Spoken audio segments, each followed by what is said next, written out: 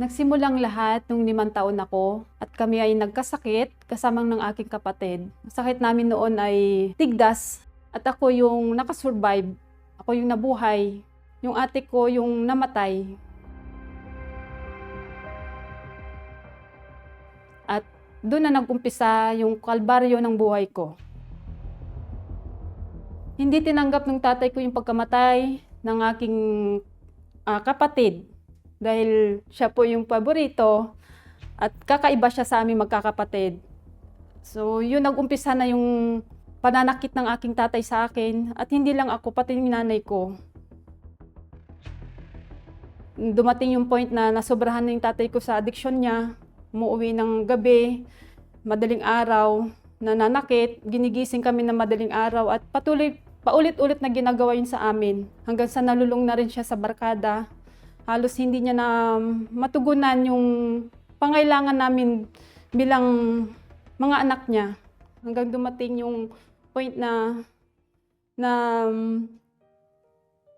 yung matinding galit niya sa akin, halos na patayin niya na ako. Bilang isang bata, akala ko okay lang yun na ginagawa ng isang magulang. Kasi nga magulang, so sa isip ko na okay lang yon. So dumating yung point na nagkakaedad na, nagde-develop na yung isipan ko, 10 years old, naintindihan ko na ang lahat. Then, nagtatanim na rin ako ng galit sa tatay ko. Dahil sa ginagawa niya sa amin, hindi ko alam kung bakit ganun siya. At yung time na yon sa hirap ng buhay namin, dahil hindi na kami kayang pag-aralin, ginawa ng lola ko, kinuha niya ako para siya na magpatuloy sa pangailangan namin magkakapatid. Dumating yung point na namatay din yung lola ko at kinuha din ako ng tiyahin ko. Kung saan ako pumupunta, tuwing susunduin ako ng tatay ko, ginagawa ko, nagtatago ako sa mga kamag-anak. Itinatago ako ng mga kamag-anak namin dahil tuwing susunduin ako ng tatay ko, lagi siyang lasing. So, ang takot ko, grabe yung takot ko sa kanya. Baka kasi sa paglalakad namin, iniisip ko baka itapon niya ako, ihulog niya ako sa ilog kasi dadaan kami sa 2 ilog. Pagdating ko doon, minsan wala kami makain. Nagtitinda ako ng kung ano-ano, sumasama ako sa tiyahin ko magtinda. Nagtitinda ako ng banana Q para pag uwi ko sa tiyahin ko, pagbalik ko, may maiwan akong pera sa mga kapatid ko sa pambaon nila.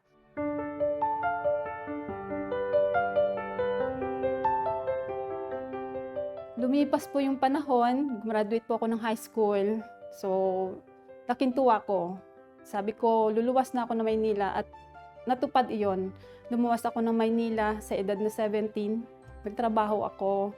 Akala ko naging malaya na ako kasi wala na ako sa puder ng pamilya ko, sa magulang ko. Malaya na ako sa problema. Malaya na ako sa pananakit ng magulang ko, ng tatay ko. Pero hindi yun nagtatapos kasi habang lumalayo ako sa magulang ko, ginagawa ko na rin yung gusto kong gawin. Nakikipagbarkada na ako, nakikipag-inuman, pag walang pasok. Dumating na rin point na nangungutang na rin ako para may pang-inom lang kami sa mga barkada. Then sa pagtatrabaho ko dito sa Maynila, doon ko nakilala yung asawa ko. Pinakita naman niya yung maayos na pagkikitungo niya sa akin. Then, inuwi niya ako sa kanila. So, naging maayos sa umpisa. And then, habang tumatagal, dahil nabuntis ako kaagad. Then, habang buntis ako, nalaman ko sa kapamilya ng asawa ko na meron siyang addiction. Hindi lang inom, hindi lang sigarilyo, kundi gumagamit siya ng pinagbabawal na gamot. And dumating na rin yung point na sinasaktan niya na ako unti-unti. Kahit buntis ako, itinutulak niya ako. Nung nalaman ko na siya ay may addiction, hindi ako naniniwala. Kasi hindi naman nakita to ng aking mata. Sabi ko, hindi yan totoo. Dahil nga sabi ko, buntis na ako, makasakaling magbago siya. Nanganak ako, unti-unti niya rin akong sinasaktan. Madalas na rin. Dahil din sa hirap din ng buhay. Sobrang pag-iinom, nagiging mabarkada na siya, lumala. Pag sinasaktan niya ako, sabi ko, kaya nga ako malis doon sa lugar namin, sa puder ng pamilya ko. Pero mararanasan ko ulit ito. 3 taon na yung anak ko, then umuwi kami sa probinsya. At nalaman ng tatay ko na hindi pa kami inasal. At dahil sa influence ng pamilya ko, ng magulang ko, ikinasal kami na kahit labag to sa kalooban ko. At pagbalik namin sa Maynila, nagkaroon kami ng kanya-kanyang trabaho. So, ang trabaho namin ay hindi po kami magkasama lagi. Doon uli, nag-umpisa yung pag-aaway namin. Tuwing day off niya, pumupunta sa akin. At hindi ko rin nagustuhan, tuwing pumupunta sa akin, lagi siyang lasing. Every time na pumupunta sa akin, hindi siya matino. Nagiging iba na siya, nagiging aggressive siya. To the point na matinding pananakit na yung ginagawa sa akin. Yung pinipilit niya akong gawin, yung gusto niyang gawin para sa akin. Tinutulak niya ako, binubugbog niya na ako. At nagkakaroon ako ng pasa. Gumaganti ako. Dumating yung point na gusto niya na rin, sakalin niya ako. Sinasakal niya na ako, pero hindi siya nagtagumpay. Habang siya natutulog, dahil kalma na po ang lahat, ginawa ko po, kinalkal ko yung mga gamit niya. Yung wallet niya, yung bag niya. Doon ko nalaman na meron ka siyang ginagamit. Hindi ko tinanggap yon. Ginising ko siya at sinabi ko, ano to? Sabi ko, akala ko, hindi totoo yung mga sinasabi ng pamilya mo, yung mga kapatid mo. At sinabi niya yung totoo sa akin na gumagamit nga siya. Gusto ko siya ipapulis, gusto ko siya ipakulong. Gusto ko gawin yung pananakit sa kanya. Gusto ko siya sobrang saktan. Dahil sa kaguluhan ng isip ko, yung mga kaibigan na hinihingan ko din ng advice, same din kami ng sitwasyon. Natuto na rin ako muli na bumalik ako sa dati na umiinom. Yung mga bagay na hindi ko dapat gagawin, ginagawa ko na ulit. Naghanap na rin ako ng ibang lalaki. Pumapasok ako sa relasyon, lalabas sa ibang relasyon. Nagdesisyon ako mag-abroad. At doon sa pag-abroad ko, hindi rin naging maayos yung trato sa akin. Tuwing nagdi-day off ako, ayoko nang walang kasama. Gusto ko, meron akong kasama. Kahit di ko kilala, kinilalapitan ko. Sobrang malungkot yung buhay ko. Nagkaroon ako ng suicidal thought. Sabi ko, kung tatalon ako dito, kasi nung time na yon nasa 35 floor ako. Sabi ko, kung tatalon kaya ako dito, mamamatay na ako kaagad. Para hindi ko na maisip yung mga problema ko. May time din na gusto ko uminom ng maraming gamot. Pero may isip din ako na meron akong pamilya na umaasa sa akin. Naalala ko Sabado, day off ko nung araw na yon. Then gathering kami ng mga kaibigan ko. Yung pag-uusap namin, may mga evangelist na lumapit sa amin. Sumama ako sa kanila sa prayer. At na-realize ko yung prayer na yun ay para sa akin. Then, after that, ng prayer na yun, na-invite kami sa Simbahang Universal. Nagtuloy-tuloy ako pumupunta. Tuwing day off ko, pumupunta ako. Hindi ako nagdadalawang isip. Yung nag-caught ng attention ko, yung preaching na yun ay napakalakas. Doon sa Mateo 11, verse 28, na kung sino man yung nahihirapan at nabibigatan sa pasanin, lumapit sa Kanya.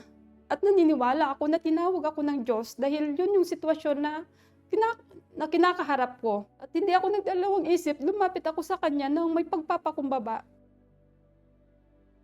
Pagkatapos kong isuko ang buhay ko sa Diyos, nag-decide ako na iwanan yung mali. Addiction ko, panonood ng pornography, maling barkada. Yung mensahe na yon na tumatak sa akin, una, humingi ako ng tawad sa Diyos. Pinatawad ko sarili ko. Umuwi ako sa bahay. Tumawag ako sa amin. Nakausap kong tatay ko. Humingi ako ng tawad sa kanya. Nagulat siya sa akin. Ano daw nangyari sa akin? Bakit daw humihingi ako ng tawad sa kanya? At nagpatawaran kaming dalawa. Naging maayos kaming dalawa. After namin nag-usap, naging magaan yung kalooban ko. Nagpatuloy ko pumunta sa Simbahang Universal. Doon, inayos ko na yung relasyon ko sa Diyos. Sa loob po ng 3 buwan, nagdesisyon po ako na magpabaptize sa tubig. After ko baptism ng tubig, dumanas din ako ng mga pagsubok. Nandyan yung tukso, pero humihingi ako ng tulong sa Panginoon. Bigyan mo ako ng lakas, Panginoon, para magawa ko, masunod ko yung kalooban mo. At pinagsikapan ko, kahit nandyan yung tukso, panay ang tawag sa akin ng mga kaibigan ko. Iniiwasan ko sila. Dahil gusto kong matanggap yung presensya ng Diyos, yung banal na espiritu. Dahil sa kagustuhan ko na to, dumating yung campaign. Sumali ako sa campaign. Yung sakripisyo na yun ay hindi madali kasi ang daming hiningi ng Diyos sa akin. Pero sumunod ako. Ako'y uhaw. Uhaw ng banal na espiritu. Kaya ang sabi ko, nung time na yun, pag akyat ko sa altar, ang sabi ko, Panginoon, kung hindi mo ibigay yung Espiritu Santo mo, mabubuhay ako ng katulad ng dati. Hiningi ko yung presensya ng Diyos, ibinigay ko yung buong lakas ko, binigay ko yung best ko, yung buong puso ko sa Kanya. Hinisinik ko yung Espiritu Santo. Pagkatapos ng panalangin ko na yon, hindi nagtagal, binigay sa akin ng Diyos yung banal na Espiritu. Yung araw na yon ay hindi ko pinalagpas. Wala akong ibang inisip kundi maging konektado sa Diyos. Yung isip ko ay laging konektado sa Kanya.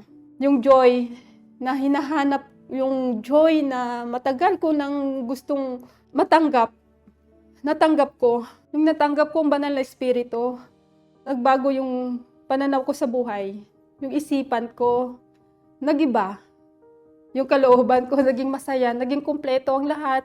Hindi po nagtagal dahil nga naglilingkod na ako sa Diyos. Ginagawa ko yung kalooban ng Diyos. At nandun yung compassion ko sa mga kaluluwa.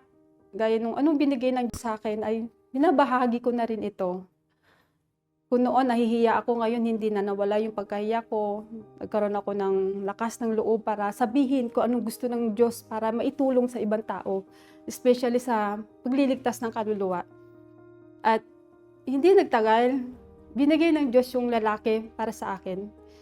Siya ay lingkod din ng Diyos, kasama ko siya na naglilingkod sa Diyos. At ngayon ay masaya kami bilang mag-asawa. Pati yung pamilya ko, yung anak ko, ay kasama ko na rin dito sa presensya ng Diyos. Nung itinanim ko yung lumang buhay ko sa altar ng Diyos, binigyan ako ng Diyos ng buhay na kailanman hindi ko naisip.